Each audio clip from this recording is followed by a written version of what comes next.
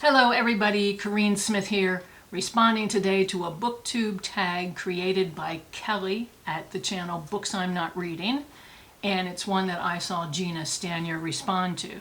And this tag is called the I'm So Annoyed Booktube tag. 10 questions to answer about annoying aspects of books and the publishing world. And I am responding to these questions as a former librarian, as a longtime book reviewer, as a published author, in my current position as an independent bookseller, and overall as a devoted reader. And my examples, or rants, will come from Thoreau-related books and also some others. So let's jump right in. Number 1, do publishers ever do things that you find annoying? Yes. Share an example. Just one? Well, my overall advice to publishers is don't get cute. Even if it makes sense to you or if it seems like a lot of fun, don't get cute. As soon as I heard this prompt, I thought of a specific book that came out in 2003 when I was working as a librarian. This particular book is about the Leaning Tower of Pisa in Italy, and it is called Tilt, A Skewed History of the Tower of Pisa by Nicholas Schrady. So naturally, the publishers decided to be bold, to be cute, and to produce the book like this. Yes, you are not imagining it. It is on a slant, just like the tower is. How about that? This is a librarian's nightmare. I mean, really, what are we supposed to do with it? You put it out on a new bookshelf. Now, to be fair, if you open it up, it does sit. It does sit. It does sit on a counter like that. But what are you going to do with it after that? You put it on the shelf in the 945s where it goes. You better have a really tight shelf of books there to keep it upright. Otherwise, it will sag a little and it will jut out from the rest of the books on that shelf. And it's going to attract attention of people who like to pull things out, look at them, giggle, and put it back in a different place. And publishers, you have doomed this thing to life as a coffee table book. And it's not even, colored pictures. It's a history of the tower. So you put it on your coffee table, how long is it going to stay there? Are you really going to read it? I'd like to know the statistics, the sales statistics on this one. And of course, on the inside, they couldn't tilt the text. So the text is this is a nightmare. It's funny again, but will anybody read it? I don't know. It would be, again, interesting to find the statistics. So this is not the only gimmicky book out there, as librarians can give you other examples, but this is the first one I thought of. So no, publishers, please don't mess with the formal format of the basic book. It has survived for centuries and has done very well. You don't have to tamper with it. And so that is a gimmick. And while we're at it, don't mess with the page numbers either, or the running headers on the tops of the pages or bottoms. Page numbers go on the outside corners, either at the top or the bottom. Not in the middle, and not in the gutter. Got it? Preferably, I think, they should appear at the tops of the pages because that's where we humans normally start looking. And if we're going to try to find something in a book, that's where we're going to start. We're not going to necessarily start at the bottom. I remember very well in 2000 when Jeff Kramer's annotated Walden came out, and I wrote a review of it, and I gave it a pretty favorable review, except for the fact that the chapters are down here at the bottom with the page numbers. So if I'm looking for something, I have to look down at the bottom the whole time? What's up with that? I really don't like that, and sort of unfortunately, the pattern continues with Jeff's annotated Maine Woods by Thoreau, and also by his journal excerpts called I to Myself. Same publisher, same format, and it matches give them credit for that, but they're all, chapters are down there at the bottom with the page numbers. I don't like that. So I started looking on my shelves for other examples. Here we got the Year Without Summer, 1816. Now here we go. Page numbers on the outer corners, book name, chapter name. That's the way you do it. Minutemen and Their World, outside edges, but the name of the book and then the chapters over here. I don't really like that as much. California Days of Ralph Waldo Emerson. They put them in the middle. Put them in the middle. The page numbers are on the outside middle and the names of the chapters are in the inside middle. I don't like that either. Going all the way back to Chesapeake. Great book. You should read it. Again, in the middle, but the page numbers are in the middle gutter, and the names of the chapters in the book are on the outside. What is up with all of this? Oh. And then finally we have Letters of E.B. White, which was one of my pandemic readings. See how fat that is? I'd had the book for years and I never got around to reading it until the pandemic. And look what they did. Page number, the name of the book, page number, the chapter. They've got the page numbers skewed to the left. No. No. Put them on the outside edges, please, at the top. Okay. Number 2, have you ever been annoyed by a spoiler? Even something as simple as someone telling you that there's a great twist. Yes.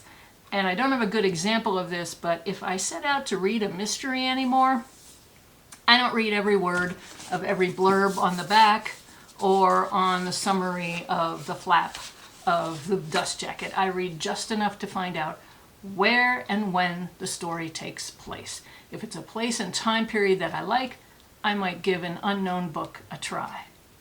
There have been instances in the past when I've read these summaries after the fact and I thought to myself, well, that's not really accurate and that's not how I would have written it, how I would have written the teaser. And this comes from writing more than 1,000 book reviews so far myself over the past 30 years. You're supposed to give the potential reader enough information to snag them, but you're certainly not supposed to give away the most important development of the plot. It is tricky writing to do, I will admit, and when I write fiction reviews, I tend to solve this problem by covering the basic details, and then I just start asking questions like, what disturbance will Miranda find in the attic? Will she be willing to let Steve help her decide what to do? And what discoveries will be made by Daisy, the drug-sniffing Doberman? Stuff like that. Anyway, writers of teasers and summaries don't give the reader something bad or even interesting to anticipate, or they'll be turning the pages with caution, wondering if this is the time when this is going to happen. No. No, no, no. No spoilers, please. No. No spoilers. Next question, number 3. Have you ever been annoyed by something that you discovered in a little free library or at a book sale or at a used bookstore? Tell us what you found and why it was so annoying. Okay, little free public libraries are cool. I have met and used only a few of them so far, but what's annoying is when people use them as dumpsters.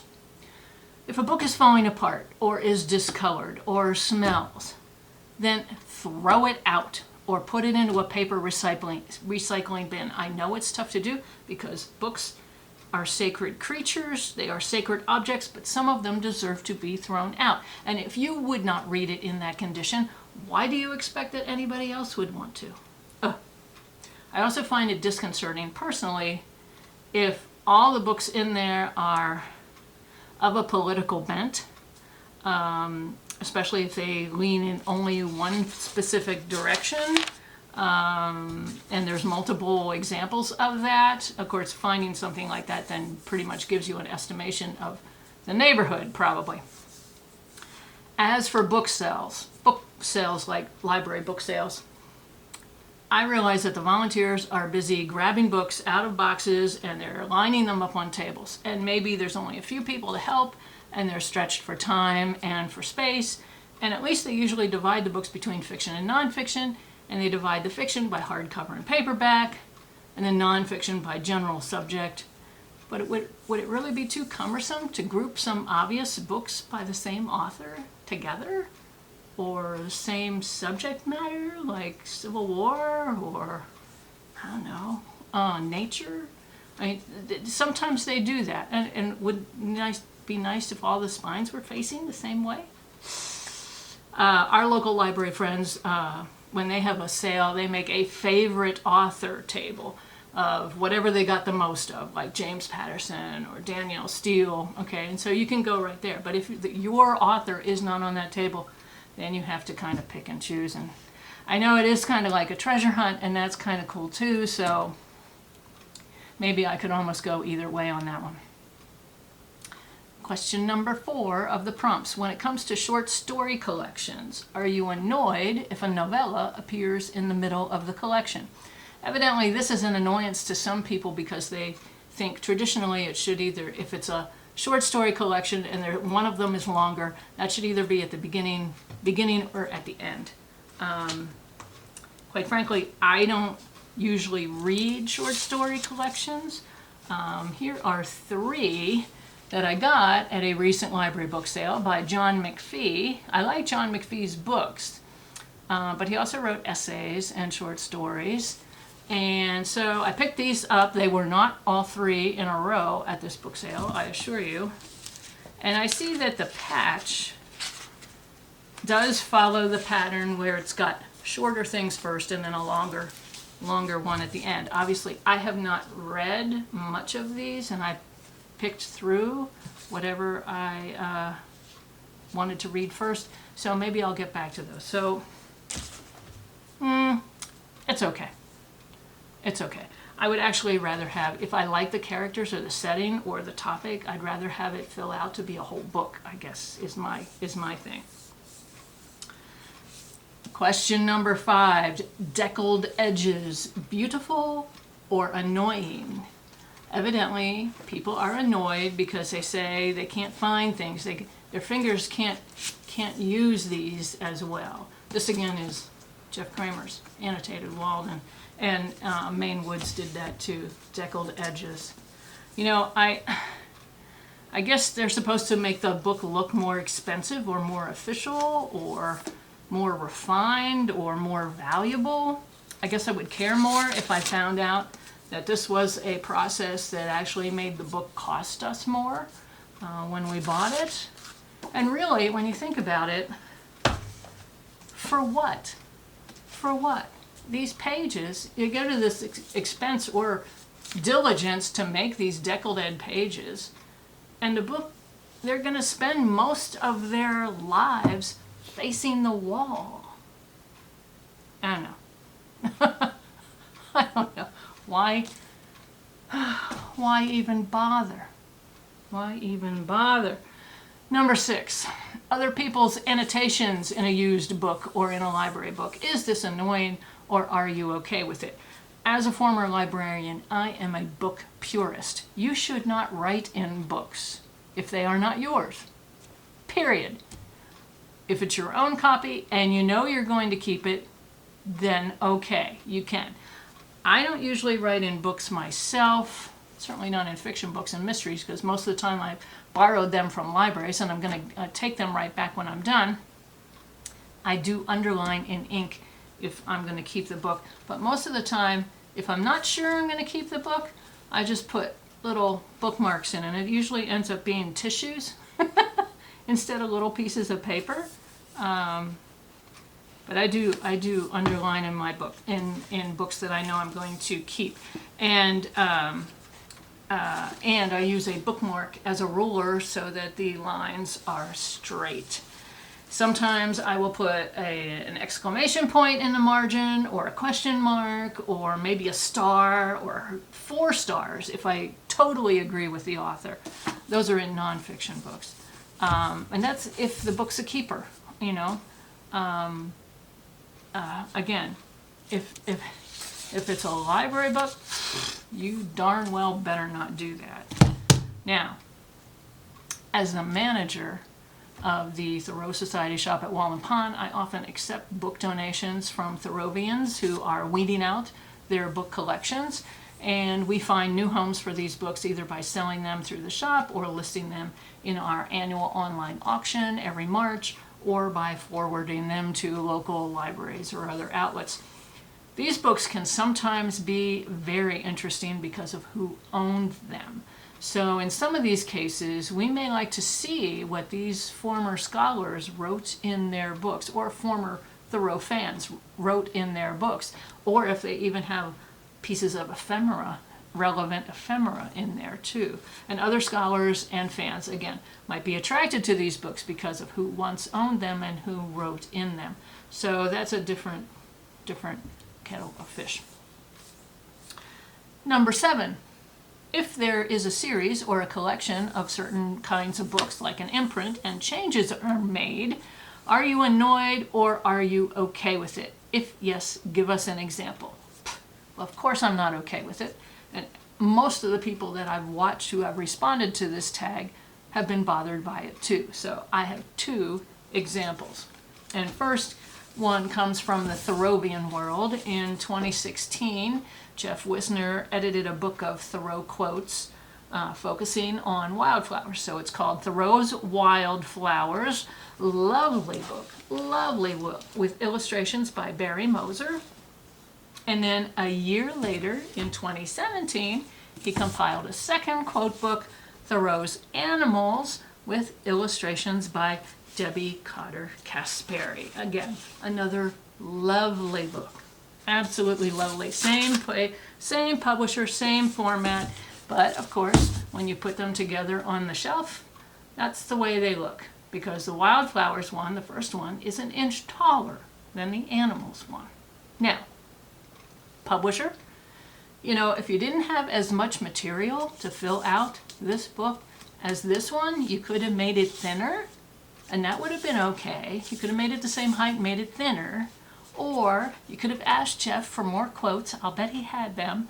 Or you could have asked Debbie for more illustrations, because I'll bet she had some. Or you could have made her illustrations bigger. You go to this point to make them so similar, and there's just that 1 inch difference. Oh my gosh. I wonder if that's the reason Jeff is bringing out a third book this year with a different publisher. Enough said. My second example is from the world of mystery books. One of my favorite series is the Murder by Month series by Jess Lowry, where Mira James is a sort of reluctant at first librarian working in the public library of Battle Lake, Minnesota, and she and her eventual sidekick, Mrs. Burns, do their best to solve the 12 murders that happen to surface in this small town. So there's a book for every month. I only have 3 of the original ones, but some of these are signed by Jess. Now, I've met Jess. We're Facebook friends. I gave her a tour of Concord, Massachusetts one afternoon, and I really like this series. Now, she has gone on to write other kinds of books, more thriller stories that I don't get into. So I guess because of her growing popularity, because she's won awards for those newer books, but this was her first series and her first set of books. So I guess because of her growing popularity and because she wanted to fix what she thought were some past little glitches in these books, she found another publisher that could release these books again with some corrections, and it's a slightly different, spine, and again, they've got some changes in them. Oh, by the way, May is the first book in the series. It's not January. May, if you're looking at this one. So I don't know. I wish that she and the publishers hadn't done this in the first place, and I think she just announced that a third iteration of the whole series has just been published. Again, she's growing in popularity, and I can understand it, but there's changes made in some of the text. I'm not so much of a curious person to see that, to buy all the different versions. I'd really like to get a full set of the original version. And now it's going to be more difficult because there's 2 others just like it. So I'm disappointed. Sorry, Jess. I like you. I'm disappointed and annoyed. Sorry, Jess. I'm annoyed. Number 8. Do the decisions of characters in a novel ever annoy you? Share the book and what decisions you found annoying. You know what? If a character is too annoying, I just abandon the book and take it back to the library. Unread. Because remember, we're adults. We don't have to finish reading every book that we start. Sometimes we forget that. And, you know, as far as plot moving forward, a lot of times characters do stupid things and things that we might find annoying. Now, if it's a book or a series or a character that I'm committed to, I might just be sad and disappointed with that character's behavior. And that's how I felt in the middle of the Armand Gamache series by Louise Penny. This is the newest book in the series, A World of Curiosities. This is not the book that this happened in. This just happens to be the newest book. About a third of the way through the series, Armand's second in command, Jean-Guy Beauvoir, went down a difficult and different path. And that's all I'm going to say, because if you read the series, you know what I'm talking about. I was surprised and sad and disappointed in him. At the same time, I thought, why would Louise Penny choose to have Jean-Guy go through all of this? And then I told myself, well, but that stuff happens in real life. And Louise creates these books from real life, being inspired by things that happen in our reality. So it does make perfect sense that somebody related to the Three Pines community would go through this kind of challenge, okay? One that evidently Louise Penny has experienced herself. So, okay, I can accept that. But again, and I'm going to keep on going with this, no matter what. But again, if the character is too annoying, close the book, give it away. Number 9, are you ever annoyed by how somebody organizes their books or their shelves? What do you find annoying? There is a post going around on social media now that has, it's called something like How to Trap a Librarian. It's got a really messy bookshelf and then a big tilted box over that bookshelf, and the box is held up by a stick with a string on it, and so that somebody can pull it and trap the approaching and stereotypical librarian as she walks under that box. That's me. That trap would work every time. If the shelf was in a public space, not necessarily in somebody's home, that trap would work for me every time. On the other hand, I'm an introvert and I don't often go to other people's homes, so I don't often see how other people organize their books. And if I did, I probably wouldn't take it upon myself to move things around. What I find more interesting is to see how many of those books are ones that I own too. And that means, you know, no wonder we're friends. But I have to say, if I ever saw somebody who organized their books by the colors of their spines, that would have to be the end of our friendship and our relationship. Period. Now, however, the organization that I work for has an office, and there are 4 tall bookshelf units in that office, and whenever random books come into that room, for whatever reason, somebody just plops them onto the shelf with no regard for logic or common sense. And so in the past year, every time I've walked into that office for a meeting, while we're having the meeting, I'm standing there organizing the books. I've got one of those units already organized to a certain person, a certain topic, and the second one is about halfway done, and the other two or three, however many there are, they're still in progress. It will take more time and work to get that whole thing into a working reference library, which is my vision for it. And to find, we can also find homes for the duplicates and the stragglers. Number 10, share something bookish that you find annoying. Okay, here I am going to talk to self-published authors. Look, anytime anybody tells me that they want to write a book, I am nothing but supportive. Do it, yes. You can do it. If you can't find the book out there that you want, then that means that the universe is telling you that you should write that book. Do it.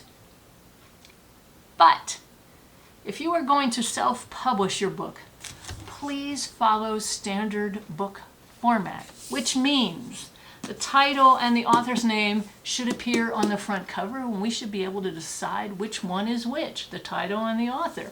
If the spine is wide enough, then it needs the title and the author. That way, right? It needs a title page that has the title, the author, the publisher's name. Let me get it here. The publisher's name, right? There is a title page verso. Oh, and this is on the right-hand side of the book. And the title page verso is on the back.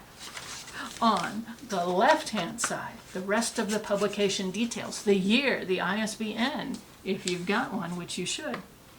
And then every element starts on the right-hand side. If you've got a table of contents, that's where it starts. And then first chapter starts on the right-hand side.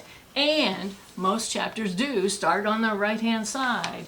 And paragraphs. The first one might start anywhere because of design. This one has a big initial to begin it. But after that, all the paragraphs should start with a 5-space indentation. 1, 2, 3, 4, 5. Not a tab, and that's 12 or 13. And they should not be flush with the left-hand side of the page. Got it? Follow a regular book format. I am amazed at how many people, including some academics, publish their first book, self-publish their first book, and it's as if they've never seen an example of a book before. I don't understand. I don't understand. Look at other books. Surely you have some other books, and if you don't, go to the library or to a bookstore. You do not have to reinvent the wheel here. Other people have done this for you. Follow the format. Follow their example. And that, my friends, is my response to the I'm So Annoyed Booktube tag, the 10 questions about annoyances in books. Thanks again to Kelly of Books I'm Not Reading for the inspiration, and also to Gina Stan Your Books, where I first saw the tag. Other people, feel free to follow along and tell us your 10 annoying aspects of books and the publishing world. I'm Corinne Smith. Thanks for joining me. See you next time with more ideas about books.